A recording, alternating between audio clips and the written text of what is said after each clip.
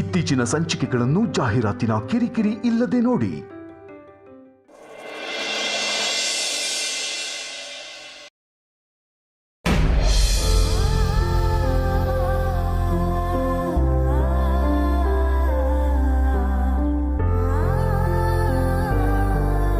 ಅಮ್ಮ ಸಮಾಧಾನ ಮಾಡ್ಕೊ, ಪ್ಲೀಸ್ ಧೈರ್ಯವಾಗಿರಮ್ಮ.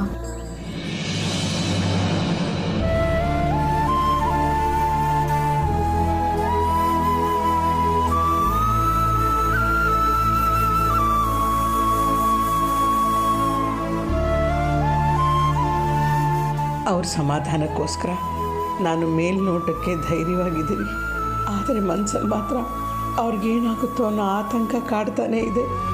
ಹೆಜ್ಜೆ ಹೆಜ್ಜೆಗೂ ಭಯ ಹಿಂಬಾಲಿಸ್ತಿದೆ.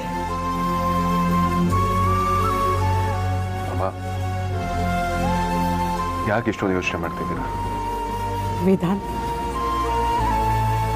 ನನ್ನ ಗಂಡ ಯಾವ ತಪ್ಪು ಮಾಡಿಲ್ಲ ಅಂತ ನನ್ನ ಮನಸ್ಸು ದೃಢವಾಗಿ ಹೇಳ್ತಾ ಇದೆ.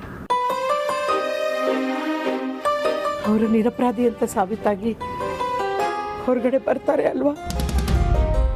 ನೋಡಪ್ಪ, ನಮ್ಗೆ ಎಷ್ಟೇ ಬಡತನ ಇದ್ರು ಸ್ವಾಭಿಮಾನ ಬಿಟ್ಟು ಬದುಕಲಿಲ್ಲ. ಒಂದು ಹೊತ್ತು ಊಟ ಮಾಡಿದ್ರು ಯಾವತ್ತೂ ಯಾರ ಹತ್ರನೂ ಕೈ ಚಾಚಲಿಲ್ಲ. ನಮ್ಮ ಪರಿಸ್ಥಿತಿ ನೋಡಿ ಸಹಾಯ ಮಾಡೋರಿಗಿಂತ ನಮ್ಮನ್ನ ಆಡ್ಕೊಂಡವರೇ ಹೆಚ್ಚು. ಅಂಥ ಸಮಯದಲ್ಲೂ ನಾವು ನಮ್ಮ ಆತ್ಮವಿಶ್ವಾಸನ ಕಳ್ಕೊಳ್ಳಿಲ್ಲ. ಆದರೆ ಇವತ್ತ್ಯಾಕೋ ಮನಸ್ಸು ತುಂಬ ಭಾರ ಅನ್ನಿಸ್ತಿದ್ಯಪ್ಪ. ನನ್ನ ಗಂಡ ಯಾವುದಾದ್ರೂ ಕೆಟ್ಟ ಆಲೋಚನೆಗೆ ಬೀಳ್ತಾರೆ ಅನ್ನೋ ಭಯ ನನಗೆ ಕಾಡ್ತಾ ಇದೆ.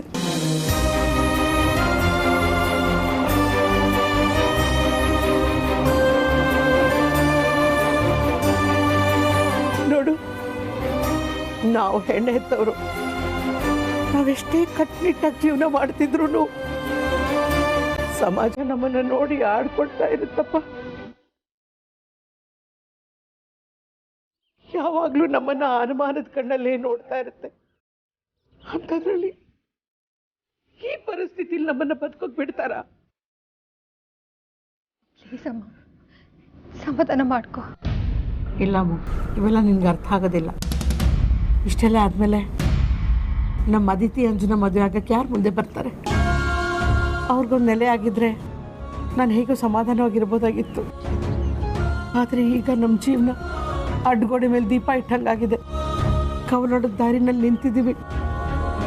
ಏನು ಮಾಡಬೇಕು ಅಂತ ನನಗೆ ತೋಚ್ತಾ ಇಲ್ಲ. ಆ ದೇವರೇ ನಮ್ಮನ್ನು ಕಾಪಾಡಬೇಕು. ಒಂದು ವೇಳೆ ಅವನೇನಾದರೂ ನಮ್ಮ ಕೈ ಬಿಟ್ಟರೆ ನಾವು ಯಾವುದಾದ್ರೂ ಕೆರೆನೋ ಯಾಕಮ್ಮ ಏನೇನೋ ಮಾತಾಡ್ತಾ ಇದೆಯಾ? ಆ ಥರ ಎಲ್ಲ ಏನೂ ಆಗಲ್ಲ. ಪ್ಲೀಸ್ ಧೈರ್ಯವಾಗಿರು. ಅಮ್ಮ, ನಿಮಗೆ ನನ್ನ ಮೇಲೆ ನಂಬಿಕೆ ಇದೆಯಾ? ವೇದಾಂತ್, ನೀನೇ ನಮ್ದೆ ಇನ್ಯಾರನ್ನಪ್ಪ ನಂಬಲಿ? ನೀನೇ ನಮ್ಮ ಪಾಲನ್ ದೇವ್ರು. ಯಾವಾಗಲೂ ನಮ್ಮ ಕಷ್ಟಕ್ಕೆ ನಿಂತಿದ್ಯಾ.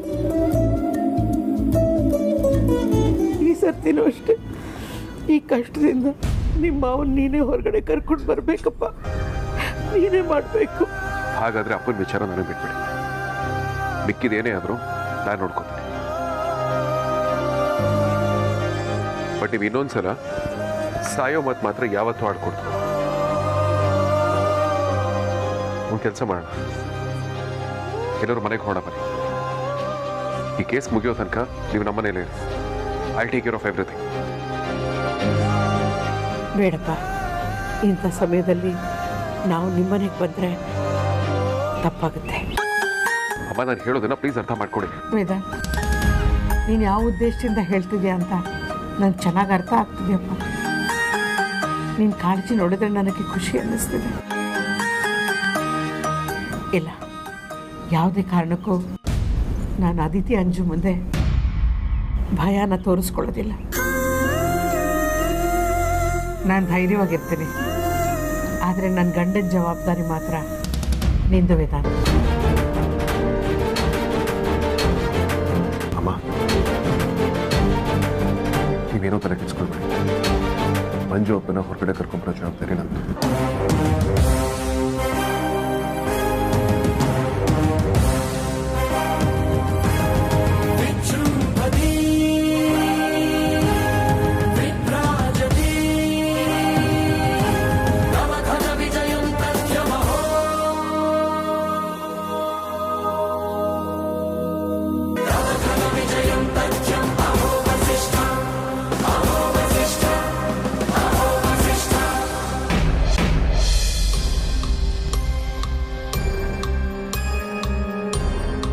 ಅಣ್ಣ, ಏನಾಗಿರ್ಬೋದು ಅಲ್ಲಿ?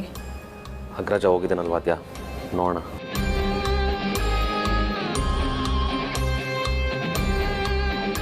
ಅಣ್ಣ,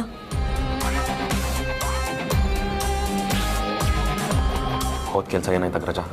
ಮಾವನ್ನ ರಿಲೀಸ್ ಮಾಡ್ತಾರಲ್ವ? ತಪ್ಪು ಮಾಡಿಲ್ಲ ಅಂದಮೇಲೆ ರಿಲೀಸ್ ಮಾಡಲೇಬೇಕು ತಾನೆ. ಮಾತಾಡ ಅಗ್ರಜ, ಏನಾಯ್ತು? ಯಾಕೆ ಸೈಲೆಂಟ್ ಆಗಿದ್ದೀರಾ?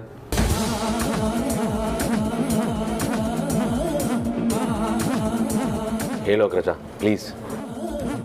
ವಿಕ್ರಾಂತ್, ಎವಿಡೆನ್ಸ್ ತುಂಬ ಸ್ಟ್ರಾಂಗ್ ಆಗಿರೋದ್ರಿಂದ ರಿಲೀಸ್ ಮಾಡೋದಕ್ಕೆ ಸಾಧ್ಯ ಇಲ್ಲ ಅಂತ ಹೇಳ್ತಿದ್ದಾರೆ.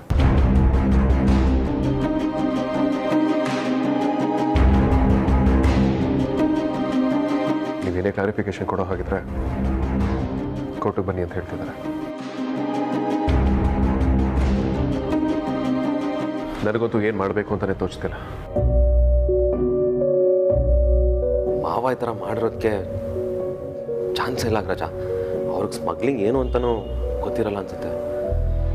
ನಾವು ಮೊನ್ನೆ ಅಟ್ಯಾಕ್ ಮಾಡಿದ್ವಲ್ಲ, ಆ ರಿವೆಂಜ್ಗೆ ಆ ತೇಜಸ್ ಮಾಡ್ತಿರೋ ಕೆಲಸ ಇದು ಅಂತ ಅನಿಸ್ತಿದೆ. ವಿಕ್ರಾಂತ್, ಒಂದು ವೇಳೆ ಇದರಿಂದ ಅವನಿದ್ರೆ ಅವನ್ನೆಲ್ಲೇ ಬಚ್ಚಿಟ್ಕೊಂಡಿರಲಿ. ಅವನಿಗೆ ನರ್ಕ ತೋರಿಸ್ತೀನಿ. ಪ್ರಕಾರ ನಮ್ಮನ್ನು ಡೈರೆಕ್ಟಾಗಿ ಟಚ್ ಮಾಡೋಕ್ಕಾಗದೆ ಈ ಥರ ಎಲ್ಲ ಆಟಾಡ್ತಿದ್ದಾನೆ ಅನಿಸ್ತಿದೆ ಅಗ್ರಜ. ಇದನ್ನೆಲ್ಲ ಅವನೇ ಮಾಡಿರೋದು ಅಂತ ಒಂದು ಸಣ್ಣ ಹಿಂಟ್ ಸಿಕ್ಕಿದ್ರು ಸಾಕು ವಿಕ್ರಾಂತ್. ಅವನಿಗೆ ರಿವೆಂಜ್ ಏನು ಅಂತ ತೋರಿಸ್ತಾನೆ. ಅಗ್ರಜ, ಇವಾಗ ನೆಕ್ಸ್ಟ್ ಸ್ಟೆಪ್ ಏನು ಅಗ್ರಜ? ಮಾವನಿಗೆ ಬೇಲ್ ಸಿಗುತ್ತಲ್ಲ, ನೀನು ಅದಕ್ಕೆಲ್ಲ ಅರೇಂಜ್ ಮಾಡಿದ್ಯಾ ತಾನೆ? Vikrant, at any point of time FIRಗೆ ಆಕ್ಸೆಸ್ ಇರೋರು ಅದನ್ನು ಹೇಗೆ ಬೇಕಾದರೂ ಮ್ಯಾನಿಪುಲೇಟ್ ಮಾಡಿ ಮೆನ್ಷನ್ ಮಾಡ್ಬೋದು. ಅದರಲ್ಲಿ ಮೆನ್ಷನ್ ಆಗಿರೋದೆಲ್ಲ ಸತ್ಯನೇ ಅಂತ ನಾವು ಅಂದ್ಕೊಳ್ಳೋದು ಭ್ರಮೆ.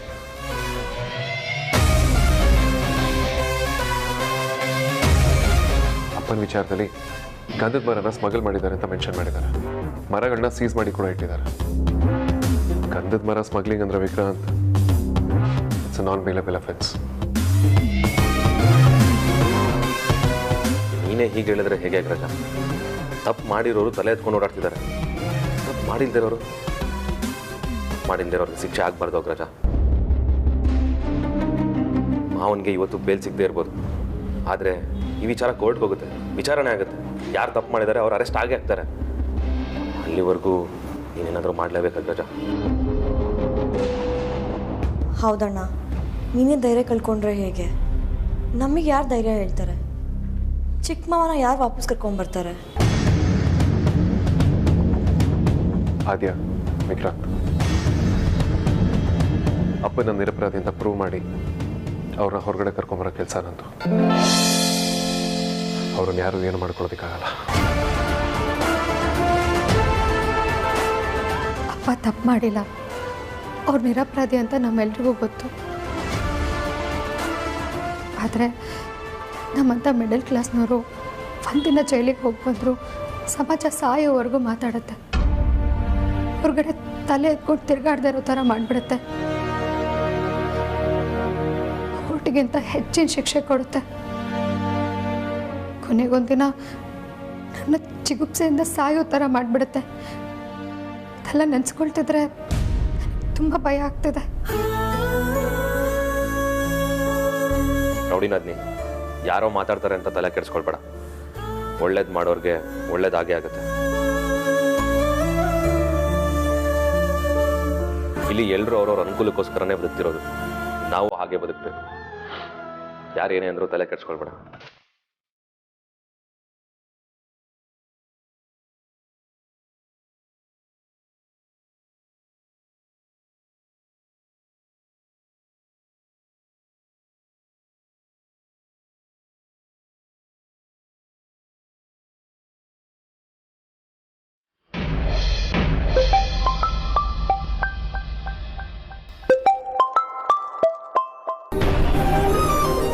ಹೆಂಡತಿ ಅತ್ತೆ ಮನೆಗೆ ಬಂದ್ರ?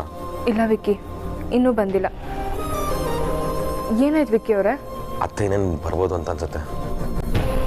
ಹೆಂಡತಿ ನಾನೇನು ಸ್ವಲ್ಪ ಹೊತ್ತಲ್ಲಿ ಬರ್ತೀನಿ, ರೆಡಿ ಇರಿ, ಇಬ್ರು ವಾಪಸ್ ಬರೋಣ. ಮನೆಗ? ಇಲ್ಲ ವಿಕ್ಕಿ, ಅಪ್ಪ ಮನೆಗೆ ಬರೋವರೆಗೂ ನಾನು ವಾಪಸ್ ಬರಲ್ಲ. ಇಲ್ಲಾಂದರೆ ಇಲ್ಲಿ ಅದಿತಿ, ಅಂಜು, ಅಮ್ಮ ಎಲ್ಲ ಹೆದರ್ಕೊಂಡ್ಬಿಡ್ತಾರೆ. ನಾನು ಅವ್ರ ಜೊತೆಗಿದ್ರೆ ಸ್ವಲ್ಪ ಧೈರ್ಯ ಇರುತ್ತೆ ಅವ್ರಿಗೂ. ಹೆಂಡತಿ ಆದರೂ ನೀವು ಈ ಟೈಮಲ್ಲಿ ಅಲ್ಲಿರೋದು ಸರಿ ಇಲ್ಲ ಅನ್ನಿಸ್ತಿದೆ. ನೀವೇನು ಚಿಂತೆ ಮಾಡಬೇಡಿ ವಿಕ್ಕಿ, ನಾನು ಮಗು ಇಬ್ಬರು ಚೆನ್ನಾಗೇ ಇರ್ತೀವಿ.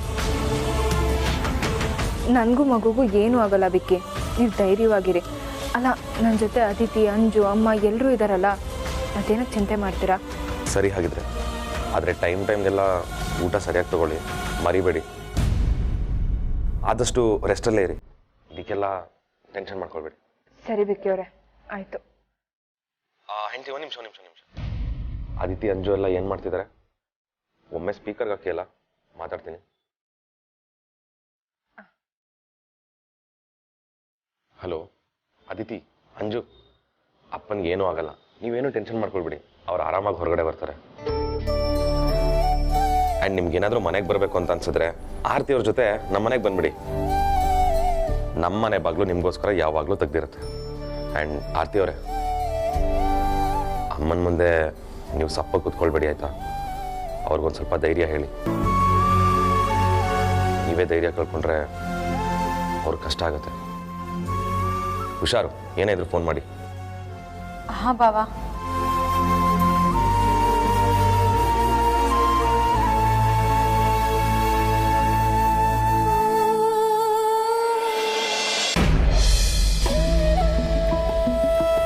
ಅಮ್ಮ, ರಾತ್ರಿ ಊಟಕ್ಕೆಲ್ಲ ರೆಡಿ ಆಗಿದೆ ಅಲ್ವಾ? ಎಲ್ಲ ರೆಡಿಯಾಗಿದೆ.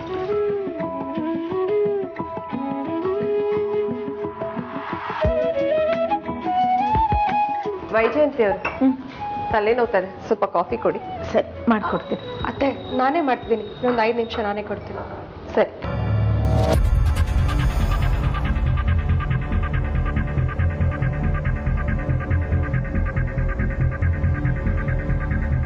ನೀ ಹೊರಡು.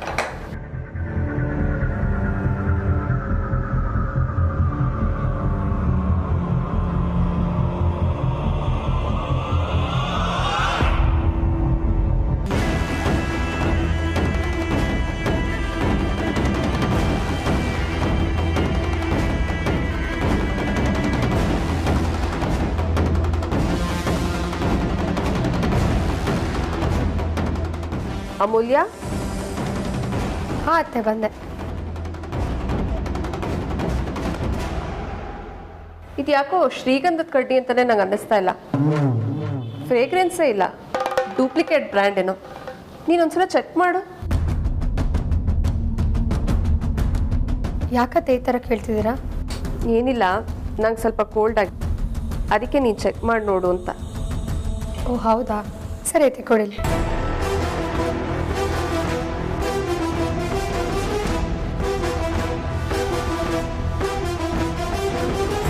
ಅತ್ತೆ, ಇದು ಒಳ್ಳೆ ಕ್ವಾಲಿಟಿ ಇದೆ ಅನ್ಸುತ್ತೆ. ಫ್ರೇಗ್ರೆನ್ಸ್ ಕೂಡ ತುಂಬ ಚೆನ್ನಾಗಿದೆ. ಶ್ರೀಗಂಧದ ಉತ್ಪತ್ತಿ ಕೂಡ ಇದೇ ಥರ ಬರುತ್ತೆ. ಹೌದಾ? ಅಷ್ಟೊಂದು ಚೆನ್ನಾಗಿದೆಯಾ? ಹ್ಞೂ ಅತ್ತೆ, ತುಂಬ ಚೆನ್ನಾಗಿದೆ. ಬೇಕಿದ್ರೆ ಇನ್ನೊಂದ್ಸತಿ ಚೆಕ್ ಮಾಡಿ.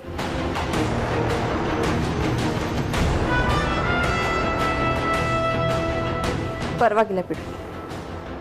ನೀನು ಇಷ್ಟೊಂದು ಕಾನ್ಫಿಡೆಂಟಾಗಿ ಹೇಳ್ತಾ ಇದೆಯಾ ಅಂದಮೇಲೆ ಚೆನ್ನಾಗೇ ಇರು. ಹೇಳಿ ಕೇಳಿ ಶ್ರೀಗಂಧದ ಸ್ಮಗ್ಲಿಂಗ್ ಮಾಡೋರೆ ನಿಮ್ಮ ಮನೇಲಿದ್ದಾರಲ್ವಾ?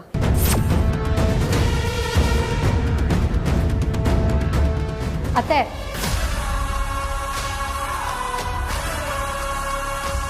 ಯಾಕೆ ಅಮೂಲ್ಯ, ಸತ್ಯ ಹೇಳಿದ್ರೆ ಸಹಿಸ್ಕೊಳಕ್ಕಾಗ್ತಾ ಇಲ್ವಾ? ಅತ್ತೆ, ವೇದನ್ನ ಚಿಕ್ಕ ವಯಸ್ಸಿಂದ ಕೇರ್ ಮಾಡಿದ್ದೀರಾ ಅಂತ ಸುಮ್ಮನೆ ಇದ್ದೀನಿ. ಇಲ್ಲ ಅಂದರೆ ನಾನು ಏನು ಮಾಡ್ತಿದ್ದು ಅಂತ ನನಗೆ ಗೊತ್ತಿಲ್ಲ. ನೋಡ ಅಮೂಲ್ಯ, ಈ ಥರ ರೋಪ್ ಹಾಕಿ ನನ್ನ ಬಾಯಿನ ಮುಚ್ಚಿಸ್ಬೋದು, ಆದರೆ ಊರವ್ರ ಬಾಯಿನ ಮುಚ್ಚಕ್ಕಾಗಲ್ಲ. ಪ್ರಪಂಚಕ್ಕೆಲ್ಲ ಗೊತ್ತಾಗಿದೆ ನಿಮ್ಮಪ್ಪ ಸ್ಮಗ್ಲಿಂಗ್ ಮಾಡಿ ಸಿಕ್ಕಾಕೊಂಡಿರೋದು. ನಿಮ್ಗಳಿಂದ ನಮ್ಮ ಮನೆ ಮಾನ ಮರ್ಯಾದೆ ಎಲ್ಲ 3 ಕಾಸಿಗೆ ಹರಾಜಾಗ್ತಾ ಇದೆ. ಅತ್ತೆ, ಕೊನೆ ಸತಿ ಹೇಳ್ತಾ ಇದ್ದೀನಿ, ಕಾಲು ಕೆರ್ಕೊಂಡು ನನ್ನ ತವ್ರ ಮನೆ ವಿಷಯಕ್ಕೆ ಬರಬೇಡಿ. ಅಷ್ಟಕ್ಕೂ ನಿಮಗೆ ನಮ್ಮ ಅಪ್ಪನ ಬಗ್ಗೆ ಏನು ಗೊತ್ತು ಅಂತ ಮಾತಾಡ್ತಿದ್ದೀರಾ? ನಿಮಗೆ ಅವ್ರ ಬಗ್ಗೆ ಮಾತಾಡೋದಕ್ಕೆ ಯಾವ ನೈತಿಕತೆನೂ ಇಲ್ಲ. ಅಮೂಲ್ಯ, ನೋಡಿ ಅತ್ತೆ, ಸ್ಮಗ್ಲಿಂಗ್ ಮಾಡಿ ಬದುಕುವಂಥ ಅವಶ್ಯಕತೆ ಅನಿವಾರ್ಯತೆ ನಮಗಿಲ್ಲ.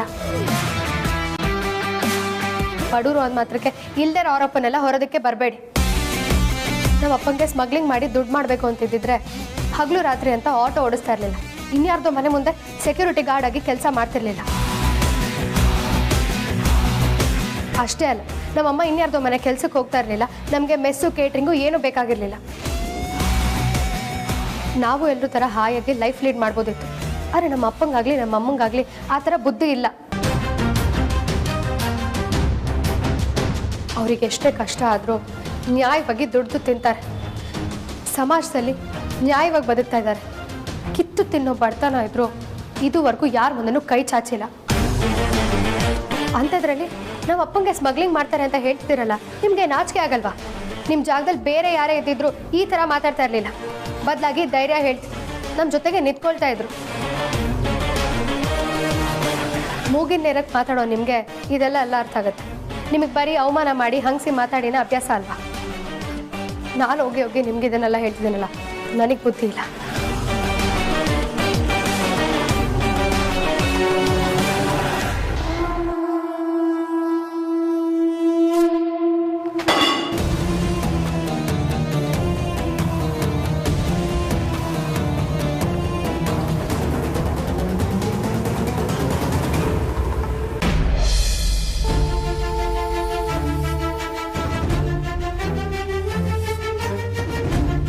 ಪರಿಮಳ ಅವರೇ, ಸ್ಟೇಷನಿಂದ ಬರ್ತಾ ಇರೋ ಹಂಗಿದೆ.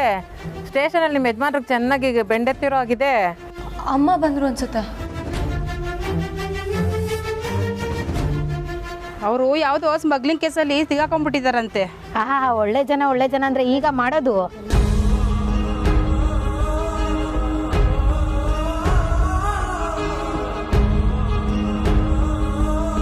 ಗಂಧದ ಕೇಸಲ್ಲಿ ಅರೆಸ್ಟ್ ಆದ್ರೆ ಸಾಯೋವರೆಗೂ ಜೈಲತ್ತೆ ಹಂಗಂತ ನನ್ನ ಗಂಡ ಹೇಳ್ತಿದ್ರು. ಮಂಜೂರ್ನ ದೇವರೇ ಕಾಪಾಡಬೇಕು. ಪರಿಮಳ ಅವರಾದ್ರೂ ಹೇಳ್ಬೋದಾಗಿತ್ತಲ್ಲ ಅವ್ರ ಯಜಮಾನ್ರಿಗೆ.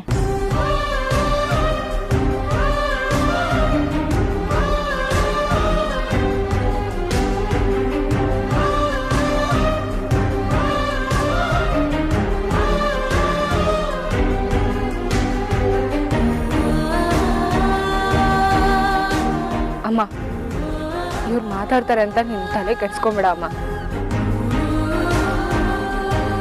ಅಪ್ಪ ಏನು ಅಂತ ನಮ್ಮೆಲ್ರಿಗೂ ಚೆನ್ನಾಗಿ ಗೊತ್ತು. ಇವತ್ತಲ್ಲ ನಾಳೆ ಸತ್ಯ ಏನು ಅಂತ ಇವರೆಲ್ರಿಗೂ ಗೊತ್ತಾಗೇ ಆಗುತ್ತೆ.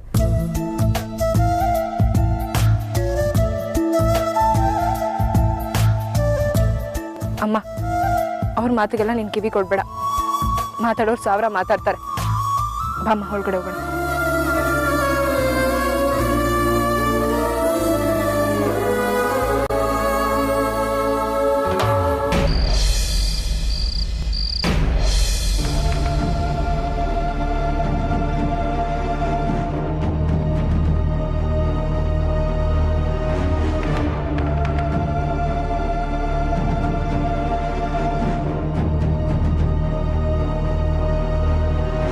ಹೇಳಿ ಕೇಳಿ ಶ್ರೀಗಂಧದ ಸ್ಮಗ್ಲಿಂಗ್ ಮಾಡೋರೆ ನಿಮ್ಮ ಮನೇಲಿದ್ದಾರಲ್ಲ.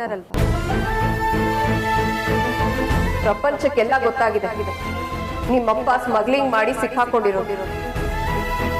ನಿಮ್ಗಳಿಂದ ನಮ್ಮ ಮನೆ ಮಾನ ಮರ್ಯಾದೆ ಎಲ್ಲ 3 ಕಾಸು ಹರಾಜಾಗ್ತಾ ಇದೆ.